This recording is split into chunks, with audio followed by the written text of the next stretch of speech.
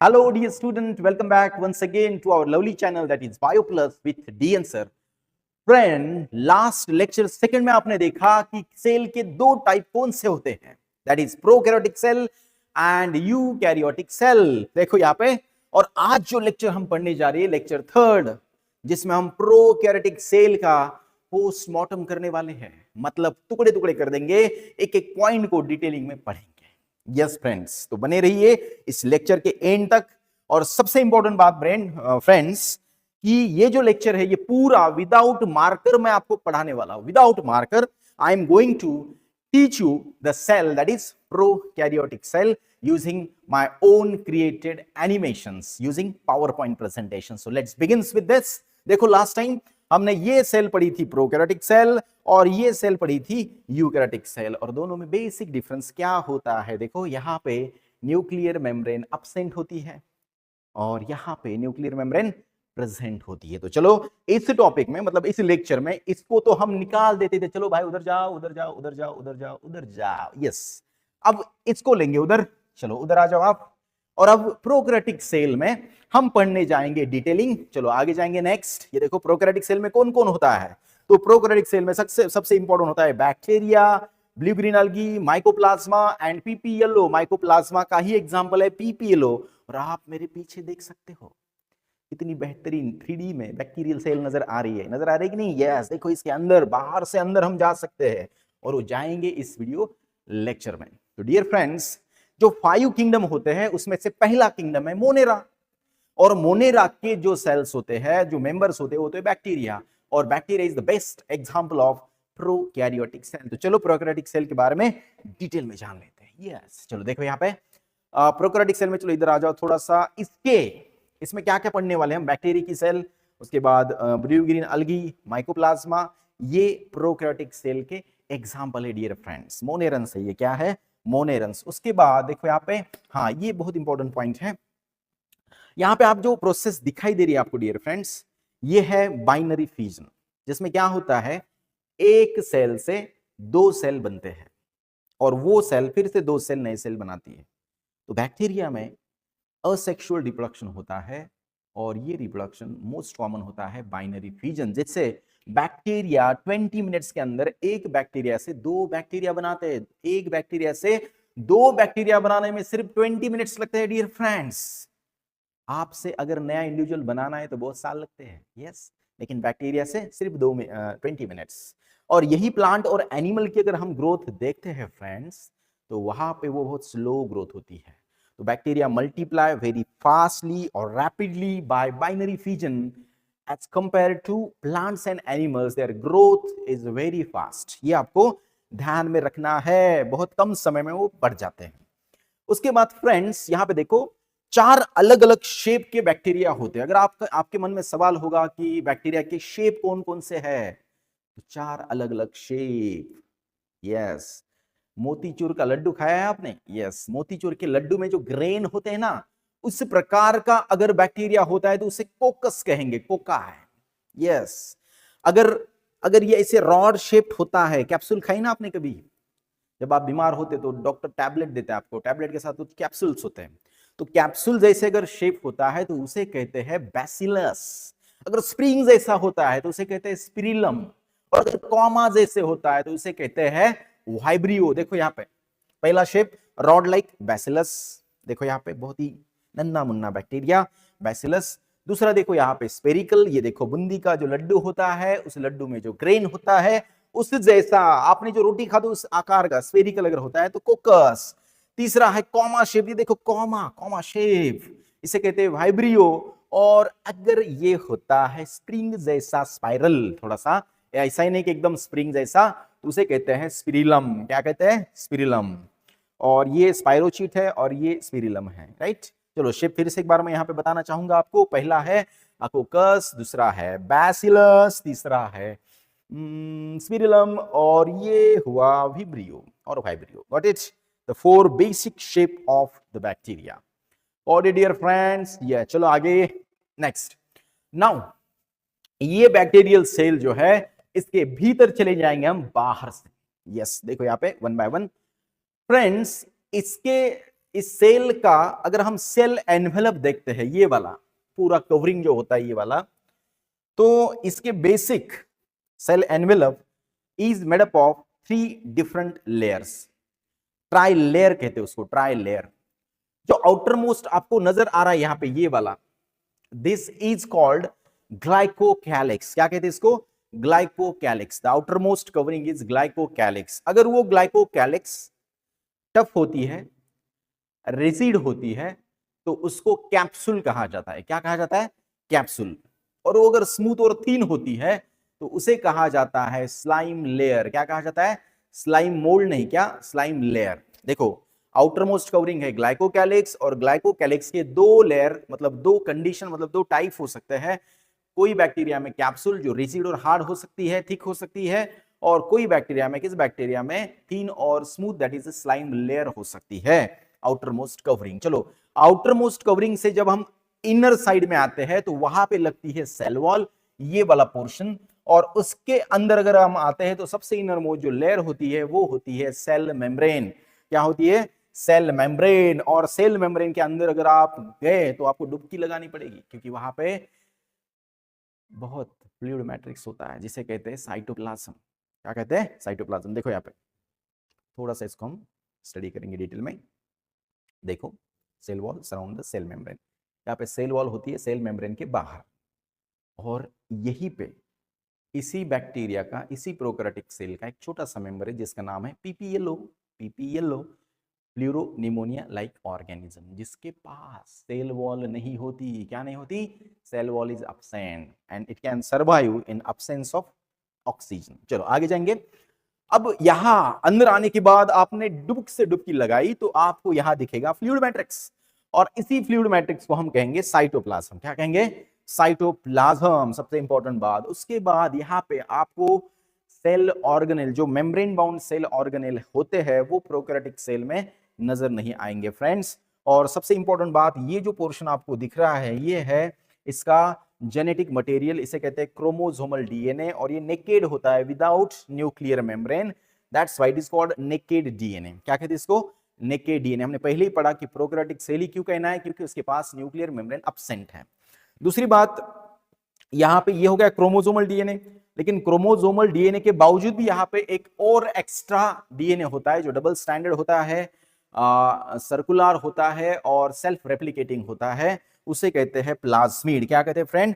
Plasmid DNA. 1 या 2 भी हो सकते हैं बैक्टीरियल सेल के अंदर, और ये बैक्टीरियल सेल का एक यूनिक प्रॉपर्टी है कि उसके पास प्लाज्मिड होता है, और प्लाज्मिड होने से बैक्टीरिया के ढेर सारे फिनोटाइपिक कैरेक्टर भी कंट्रोल किए जाते हैं। जैसे कि अगर कोई बैक्टीरिया एंटीबायोटिक के सॉल्यूशन में हमने ऐड किया तो कोई बैक्टीरिया उसको कुछ बैक्टीरिया उसको रेजिस्टेंट हो सकते हैं, क्योंकि उनके पास अगर प्लाज्मिड होता है तो प्लाज्मिड के ऊपर उसके जीन्स होंगे जो उनको रेजिस्टेंट बनाएंगे अगेंस्ट द एंटीबायोटिक। सो ऐसे कुछ फिनोटाइपिक कैरेक्टर यहाँ पे कंट्रोल किए जाते हैं बाय द प्लाज्मिड। और कॉन्जुगेशन नाम का एक प्रोसेस होता है जहां पे इसको ये प्रिमिटिव डीएनए भी कहते हैं, इसको ट्रांसफर किया जाता है from one bacterial cell to another bacterial cell after replication, that process is conjugation. तो वहां पे भी ये काम आता है। और तीसरी बात, इसका एप्लीकेशन अगर हम देखते हैं बायोलॉजी में तो जेनेटिक इंजीनियरिंग नामक एक फील्ड है जहां आरडीएनए टेक्नोलॉजी होती है, रिकॉम्बिनेंट डीएनए टेक्नोलॉजी, तो वहां पे भी इस प्लाज्मिड का इस्तेमाल किया जाता है। चलो आगे जाएंगे। देखो अब ये जो प्लाज्मिड है फ्रेंड, इसको थोड़ा सा जूम आउट करके मैं आपको दिखाता हूं। इस प्लाज्मिड को कट करके, ये समझो प्लाज्मिड है, इसको हम वेक्टर बोल के इस्तेमाल कर सकते हैं। वेक्टर यानी समझो ए नाम का ऑर्गेनिज्म है और बी नाम का ऑर्गेनिज्म है, तो ये अलग अलग स्पीसीज से बिलोंग करते हैं, और इन दोनों के जीन्स अगर आपको मिक्स करने हैं और नए नए ऑर्गेनिज्म में उसे इंट्रोड्यूस करना है तो इस प्लाज्मिड का एज ए वेक्टर बोल के इस्तेमाल किया जाता है जेनेटिक इंजीनियरिंग में। ये बहुत इंपॉर्टेंट प्रॉपर्टी इसका यूजफुल एप्लीकेशन है।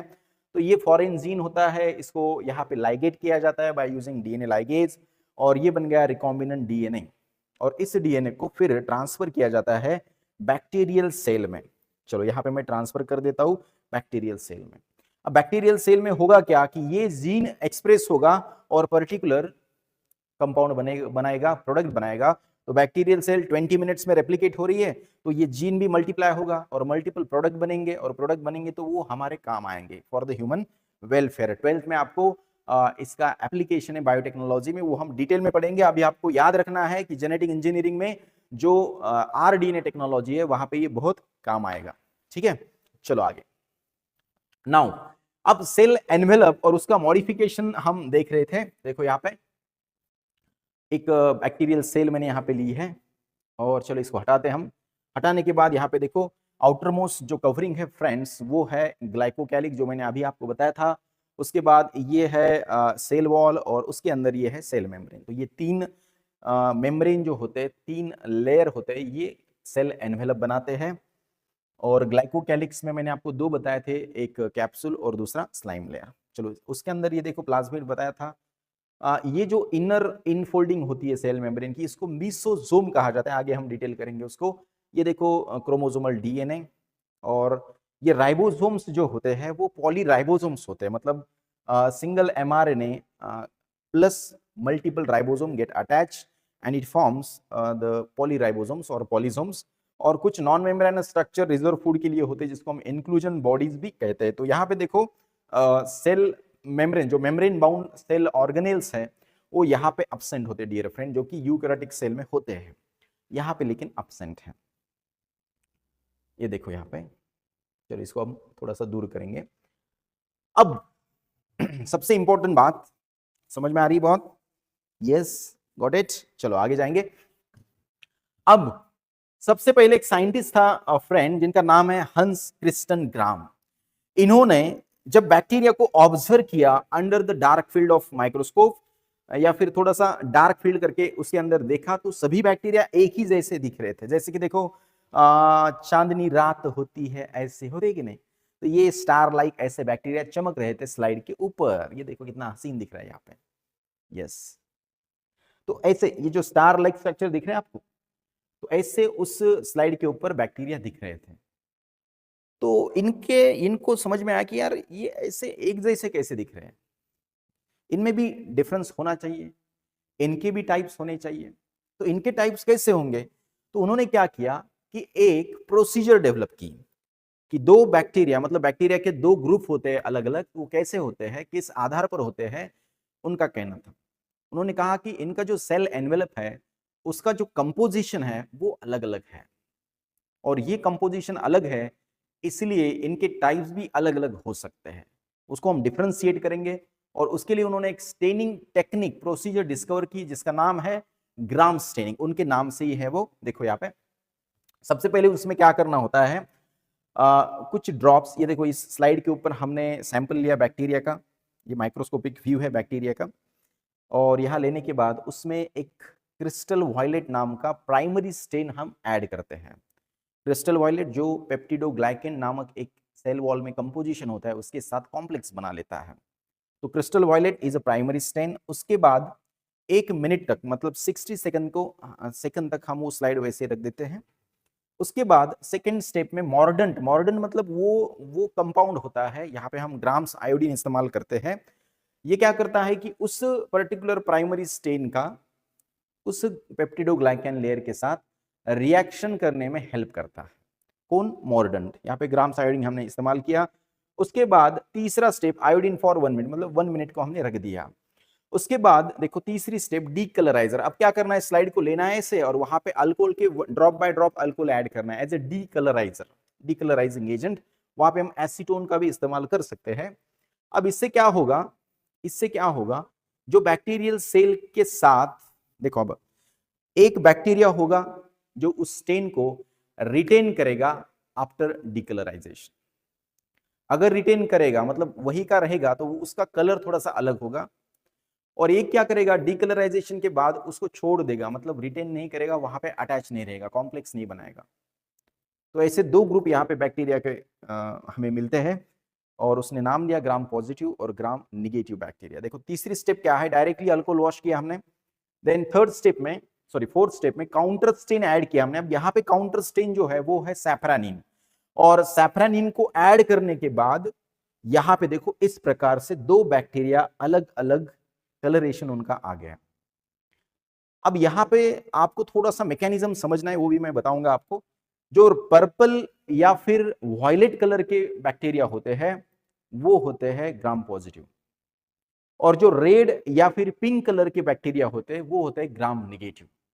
तो क्रिस्टन ग्राम ने ग्राम पॉजिटिव और ग्राम निगेटिव ऐसे दो कैटेगरी इसलिए किए कि उनका सेल एनवेलप का जो कंपोजिशन है, उनका जो रिएक्शन था विद दिस स्टेन अलग अलग था। और इसे अब रिंस विथ वाटर करने के बाद पता चला कि ग्राम पॉजिटिव और ग्राम निगेटिव ऐसे दो टाइप के बैक्टीरिया। देखो यहाँ पे जिस बैक्टीरिया का अपीयरेंस यहाँ पे रेड या फिर पिंक होगा वो कहलाएगी ग्राम निगेटिव, और जिसका वॉयलेट या फिर पर्पल होगा वो कहलाएगा ग्राम पॉजिटिव बैक्टीरिया। यस, आई बात समझ में डियर फ्रेंड्स? बहुत ही सिंपल वे से मैंने आपको यहाँ पे बताया है। यस, चलो आगे जाएंगे अब। तो ये हो गई ग्राम स्टेनिंग की मेथड, फर्स्ट, सेकेंड, थर्ड और फोर्थ स्टेप। यहाँ पे 3 हो गया, फोर्थ है वहां पे। चलो, तो यहाँ पे बेसिक मैकेनिज्म क्या है behind this gram positive and negative, क्या होता है एनवेलप में डिफरेंस। देखो यहाँ पे ग्राम पॉजिटिव का ये आउटर मोस्ट कवरिंग होता है पेप्टिडोग्लाइकैन का, उसके अंदर होती है सेल मेम्ब्रेन और उसके अंदर साइटोप्लाज्म। तो देखो यहाँ पे सेल मेम्ब्रेन के बाहर क्या है, peptidoglycan, that is a cell wall. लेकिन अगर वहां पे हम देखते हैं फ्रेंड्स, देखो वहां पे तो आउटर मोस्ट कवरिंग वहां पे होती है लिपोपॉलीसैकेराइड की, थोड़ा सा एलपीएस कहते हैं उसको, यहाँ पे कंपोजिशन अलग है। और ये पेप्टिडोग्लाइकैन जिसे प्रोटेक्ट किया जाता है बाय दिस एलपीएस, और उसके अंदर होता है सेल मेम्ब्रेन और उसके अंदर साइटोप्लाज्म। तो ये ग्राम निगेटिव बैक्टीरिया का सेल एनवेलप है और ये ग्राम पॉजिटिव बैक्टीरिया का सेल एनवेलप है। तो यहाँ पे देखो जैसे ही आप वो पर्टिकुलर स्टेन ऐड करते हो क्रिस्टल वायलेट, तो मॉर्डन की मदद से ये पेप्टिडोग्लाइकैन के साथ कंबाइन होता है और ब्लू कलर का कॉम्प्लेक्स बनाता है, और अल्कोहल ऐड करने के बाद भी ये यहां से नहीं निकलता, तो ये बनती है पर्पल या फिर वायलेट बैक्टीरियल सेल। यहाँ पे क्या होता है, लिपोपॉलीसैकेराइड जो होता है ये वाला स्ट्रक्चर, ये इसी के ऊपर वो क्रिस्टल वायलेट जाके अटैच होता है और इसके साथ उसकी रिएक्शन नहीं होती। तो जब आप अल्कोहल ऐड करते हो तो ये अल्कोहल इसको क्या करता है, वॉश ऑफ करता है, वॉश ऑफ करता है। और फिर से आपने जो सैफरानिन ऐड किया, अब सैफरानिन के लिए तो यहाँ पे जगह नहीं है, सैफरानिन यहाँ अटैच नहीं होता, कॉम्प्लेक्स ऑलरेडी ब्लू कलर का बन चुका है। यहाँ पे सैफरानिन ऐड करने के बाद सैफरानिन यहाँ पे जगह लेता है तो वो रेड या फिर पिंक कलर का दिखता है। तो ये बेसिक डिफरेंस आपको ध्यान में रखना है ग्राम पॉजिटिव और ग्राम निगेटिव बैक्टीरिया के बारे में। तो gram positive and gram negative, they are the two types of bacteria based upon their staining property against the crystal violet and Gram's iodine. This was given by Christian Gram. बहुत ही interesting था दोस्तों ये दो type वाला feature. चलो आगे जाएंगे अब नेक्स्ट। ये देखो बैक्टीरियल सेल के अंदर अगर इसको हम जूम करेंगे तो इसका ये क्रोमोसोमल डीएनए होता है, ये प्लाज्मिड है, ये मिसोसोम है, अलग अलग स्ट्रक्चर से। तो देखो सेल एनवेलप मैंने बताया था, glycocalyx, cell wall, plasma membrane. उसके बाद मिसोसोम के बारे में थोड़ा सा पढ़ेंगे हम। अभी मैंने जो आपको बताया कि चलो ये जो स्ट्रक्चर है ये वाला, ये जो स्ट्रक्चर है ये प्लाज्मा मेम्ब्रेन का इनफोल्डिंग है फ्रेंड, ऐसे मतलब एक कंटिन्यूअस प्लाज्मा मेम्ब्रेन है ऐसे। और प्लाज्मा मेम्ब्रेन इसी वजह से सरफेस एरिया जो है उसका वो बढ़ चुका है और मैक्सिमम कांटेक्ट में आएगी किसके, साइटोप्लाज्म के। तो मिसोसोम कहते हैं इसको, क्या कहते हैं, मिसोसोम। इसके क्या क्या फंक्शंस होते हैं उसके बारे में हम पढ़ेंगे। सबसे पहले तो मिसोसोम के 3 अलग अलग फॉर्म्स होते हैं फ्रेंड्स। ये देखो मिसोसोम को थोड़ा सामने कट सेक्शन में दिखाया है, इसमें वेसिकल्स होते हैं, ट्यूब्यूल्स होते हैं, लैमेली होते हैं, अलग अलग फॉर्म्स यहाँ पे नजर आ रहे हैं। और इसके फंक्शंस की अगर बात करेंगे तो देखो फर्स्ट फंक्शन इसका क्या है कि ये सेल वॉल फॉर्मेशन में हेल्प करता है। कुछ कंपोनेंट्स बाहर ऐसे ऐड करता है क्योंकि इसके बाहर क्या होगी, सेल वॉल होगी, तो सेल वॉल फॉर्मेशन में हेल्प करेगा। उसके बाद डीएनए रेप्लिकेशन में भी हेल्प करेगा, ये इसी के नजदीक होता है chromosomal DNA, that is the genetic material of bacteria. तो उसका जब रेप्लिकेशन होता है, मतलब एक बैक्टीरियल सेल दूसरी बैक्टीरियल सेल जब बनाती है तो डीएनए को भी डुप्लीकेट करना पड़ता है, तो उस वक्त ये हेल्प करता है। तीसरा DNA distribution in daughter cell, दो सेल जब बनते हैं बाइनरी फ्यूजन से तो दोनों सेल में इक्वल डीएनए का डिस्ट्रीब्यूशन करना आवश्यक है और वो ये करती है। उसके बाद रेस्पिरेशन, मतलब कुछ रेस्पिरेटरी पिगमेंट्स भी इसके पास होते हैं जो रेस्पिरेशन में हेल्प करते हैं। और increase the surface area of plasma membrane to the enzyme content and cytoplasmic content, मतलब साइटोप्लाज्म जो होता है पूरा कांटेक्ट में आता है इस मिसोसोम के, और जो फंक्शनलिटी होती है सेल मेम्ब्रेन की वो बढ़ जाती है due to the presence of mesosome. और इतना ही नहीं, कुछ सिक्रीटरी फंक्शंस भी ये परफॉर्म कर लेता है बैक्टीरियल सेल के भीतर। यस फ्रेंड, ये हो गया मिसोसोम के बारे में। तो अगर हम इसको रिलेट करेंगे हमारे यूकैरियोटिक सेल के साथ, तो यूकैरियोटिक सेल में जैसे माइटोकॉन्ड्रिया होता है एरोबिक रेस्पिरेशन के लिए, वैसे बैक्टीरियल के सेल में भी ये रिलेट करते हैं। मतलब ऐसा नहीं कि माइटोकॉन्ड्रिया ही जैसा, लेकिन थोड़ा उसको रिलेट किया जाता है कभी कभी कि माइटोकॉन्ड्रिया लाइक स्ट्रक्चर कौन सा है, mesosome, because it is a site for respiratory pigment and respiration. ठीक है, चलो आगे जाएंगे नेक्स्ट। अब in some prokaryotic like blue green algae, वहां पे भी सेल मेम्ब्रेन के ऊपर कुछ पिगमेंटेड सैक होते हैं और उसमें पिगमेंट होते हैं, फोटोसिंथेटिक पिगमेंट, जो सनलाइट को ट्रैप करके फोटोसिंथेसिस करते हैं। जो ब्लू ग्रीन साइनोबैक्टीरिया होते हैं उनके पास ये खासियत होती है, उसको कहा जाता है क्रोमेटोफोर्स। कुछ सल्फर बैक्टीरिया होते हैं जिसमें क्लोरोसोम्स होते हैं। क्या होता है? क्लोरोसोम्स। तो chromatophores, chlorosome, these are the pigmented structure for photosynthesis, ये आपको ध्यान में रखना है। उसके बाद अगर हम मोटिलिटी की बात करेंगे, बैक्टीरिया मतलब बैक्टीरिया एक जगह से दूसरी जगह जाते हैं क्या? एक जगह से दूसरी जगह जाते हैं क्या? तो इसका जवाब है यस, जा सकते हैं। और अगर वो जा सकते तो उसे हम कहते हैं मोटाइल, नहीं जा सकते तो उसे कहते हैं नॉन मोटाइल। जैसे प्लांट होते हैं एक ही जगह पे रहते हैं, दैट इज नॉन मोटाइल। वैसे बैक्टीरिया ही, कुछ बैक्टीरिया होते हैं जो एक्टिवली मूवमेंट नहीं करते, पैसिवली करते, दैट इज नॉन मोटाइल। तो मोटाइल अगर होते तो उनके पास क्या होता है? तो उनके पास होता है फ्लैजेला, और सिंगुलर कहते हैं फ्लैजेलम। और फ्लैजेलम में फ्लैजेलिन नाम का एक प्रोटीन होता है। ये देखो, अगर ये नहीं होता है फ्लैजेला, तो उसको एक अट्रिकस नाम से बैक्टीरिया को डिनोट किया जाता है, अट्रिकस। लेकिन अगर बैक्टीरिया के सेल को एक ही फ्लैजेलम ऐसा होता है तो इसे कहते हैं मोनोट्रिकस। अगर बहुत सारे एक बंच में होते हैं, क्लस्टर में एक ही साइड से, तो उसे लोफोट्रिकस कहते हैं। दोनों तरफ से अगर होते हैं, वो होती है ना टॉफी, चॉकलेट, दोनों तरफ से ऐसे, तो दैट इज कॉल्ड एम्फीट्रिकस। और अगर पूरे सेल सरफेस के ऊपर फ्लैजेलम प्रेजेंट होते हैं फ्रेंड्स, तो इसे कहते हैं पेरीट्रिकस बैक्टीरियम। क्या कहते हैं? पेरीट्रिकस, यस। उसके बाद जो फ्लैजेलम है उसके बेसिक कुछ पार्ट होते हैं फ्रेंड्स। ये होता है बेसल बॉडी, ये क्या होता है? Basal body. उसके बाद ये होता है उसका जो बेसल बॉडी के बाद जो हुक होता है, हुक ऐसे थोड़ा सा टर्न होता है हुक, और हुक के बाद जो लॉन्गेस्ट पार्ट होता है फ्रेंड, ये होता है filament. So filament is the longest part of flagellum, और ये फ्लैजेलम सेल वॉल और सेल मेम्ब्रेन से अराइज होता है। सेल मेम्ब्रेन, सेल वॉल का यहाँ पे कंटिन्यूअस एक्सटेंशन होता है फ्रेंड ये, और बैक्टीरियल सेल को एक जगह से दूसरी जगह जाने के लिए हेल्प करता है। जैसे हमारे पाँव होते हैं, हम एक जगह से दूसरी जगह जा सकते हैं, वैसे बैक्टीरिया को ये हेल्प करेगा, रोटेट होगा ऐसे। और ये रोटेट होते वक्त इसको एनर्जी देने की काम प्रोटॉन मोटिव होता है, मतलब प्रोटॉन की ग्रेडियंट की मदद से ये काम करता है friend, that is the proton driven. और जो यूकैरियोटिक फ्लैजेला होता है वो एटीपी ड्राइवन होता है, एटीपी की मदद से चलता है। तो ये इंपॉर्टेंट बात आपको ध्यान में रखनी है।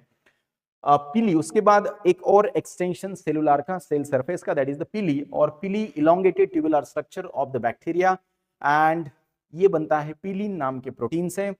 लॉन्गर होता है, थिकर होता है और लेस न्यूमरस, मतलब हर एक सेल में 1 to 10 हो सकते हैं पर सेल पिलीन। और थर्ड है फिमरी। चलो पिली के बारे में थोड़ा सा बताना चाहूंगा कि दो सेल में जब कॉन्जुगेशन होता है, conjugation is a sort of sexual reproduction, मतलब सेक्सुअल रिप्रोडक्शन की तरह एक बैक्टीरियल सेल से दूसरे बैक्टीरियल सेल में प्रीमिटिव डीएनए का ट्रांसफर जब होता है, तो पिली क्या करता है? वहां पे कॉन्जुगेशन ट्यूब बनाता है, एक रास्ता बनाता है, एक ब्रिज बनाता है, और उस ब्रिज की मदद से एक बैक्टीरियल सेल जिसको हम F+ कहते हैं, वहां से डीएनए दूसरे बैक्टीरियल सेल में जाता है, उसे हम F- करते हैं, फर्टिलिटी फैक्टर F+, F-, वो डिटेल में हम बाद में पढ़ेंगे। Fimbriae, that is a small bristle like fiber sprouting out of the cell. Bristle like, जैसे ब्रश होता है उसकी तरह इसके हेयर लाइक स्ट्रक्चर होते हैं फिमरी, और ये शॉर्ट होते हैं, थीन होते हैं, प्रोटीनेसियस होते हैं, फाइबर्स अप टू 1000 पर सेल। एक बैक्टीरियल सेल के सरफेस के ऊपर कम से कम 1000 फिमरी हो सकते हैं, और helps in attachment of the bacteria to the rocks in streams and also to the host tissues. मतलब क्या, अगर समझो कोई पैथोजेनिक बैक्टीरिया आपके बॉडी में चला गया, तो आपके बॉडी में जो सेल्स होते हैं, जो टिश्यूज होते हैं, उसको पकड़ने के लिए, उसको होल्ड करने के लिए बैक्टीरिया फिमरी का इस्तेमाल किया जाता है। और दूसरी बात, अगर रॉक या स्ट्रीम में अगर समझो आप नदी में बहने लगे ऐसे, तो आपको अगर बचना है, खुद को बचाना है, तो आप किसकी मदद से किसी ऑब्जेक्ट को पकड़ते हो? आपके हाथ से पकड़ते हो, राइट? वैसे ही बैक्टीरिया अगर स्ट्रीम में बह रहा हो, तो किसी पर्टिकुलर सपोर्ट को ये जब कैप्चर करता है, अटैच होता है, तो वो होता है फिमरी की मदद से। और समझो आपने टेस्ट ट्यूब के अंदर बैक्टीरिया को लिया, तो टेस्ट ट्यूब का जो लेयर होता है, सेल होता है, मतलब वॉल होता है, उस वॉल को भी ये चिपकता है with the help of fimbria. जैसे चिपकली के पाव होते हैं, वैसे ही इसके फिमरी होते हैं, जो अटैचमेंट के लिए काम आते हैं टू द सबस्ट्रेटम।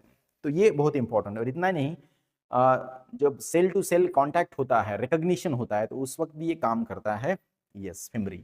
उसके बाद बैक्टीरियल सेल में होते हैं राइबोसोम, और ये राइबोसोम होते हैं 70S, और 70S वेडबर्ग यूनिट बताया था मैंने लास्ट लेक्चर में। तो 70s के एक होते 30s और एक होते 50s, इसके भी 16, 19 और 5s और 23 होते हैं। यहाँ पे प्लस नहीं, एडिशन नहीं करना, यहाँ पे इसका ये डेंसिटी कोएफिशिएंट है वो।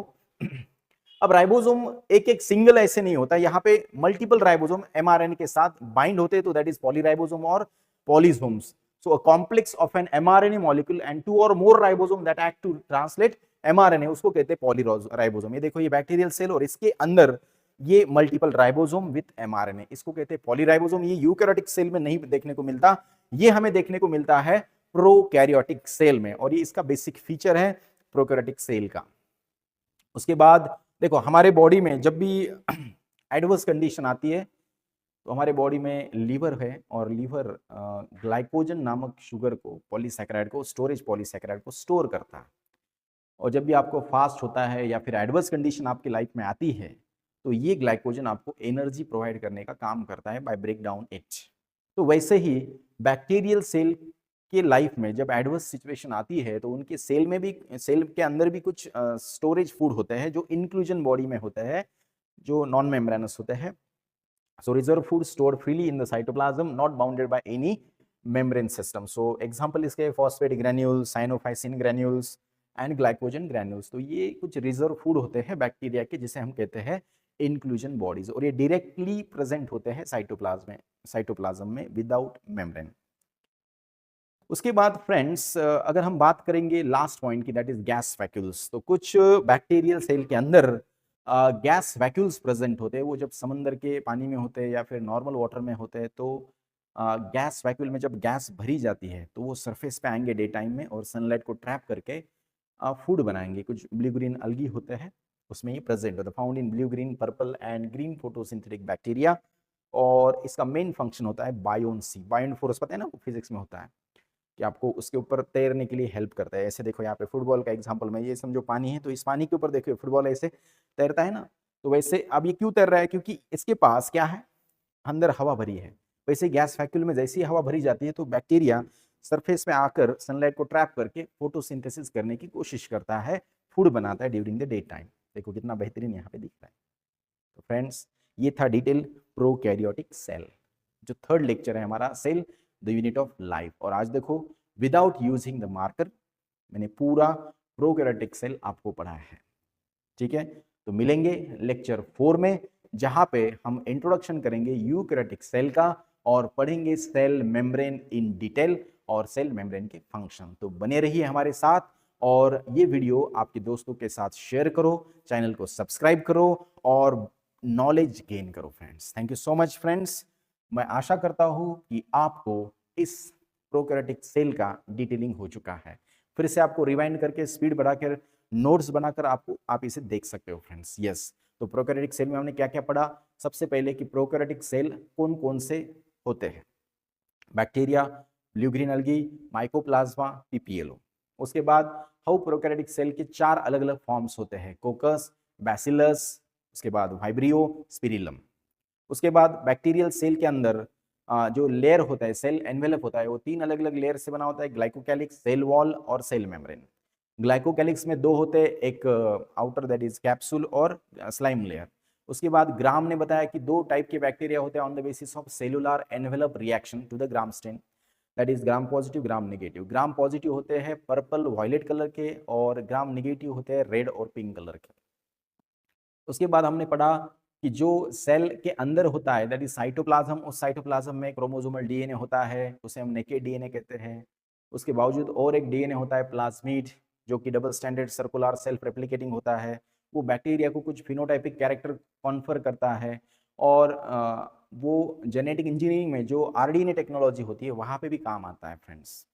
उसके बाद हमने देखा कि बैक्टीरियल सेल के अंदर जो साइटोप्लाज्म है, उसके अंदर सेल मेम्ब्रेन की एक इनफोल्डिंग होती है जिसको मिसोसोम कहा जाता है। और मिसोसोम जो है, मिसोसोम वो फोल्डेड स्ट्रक्चर होता है, अलग अलग वेसिकल, ट्यूब्यूल्स और लैमिला से वो बना होता है।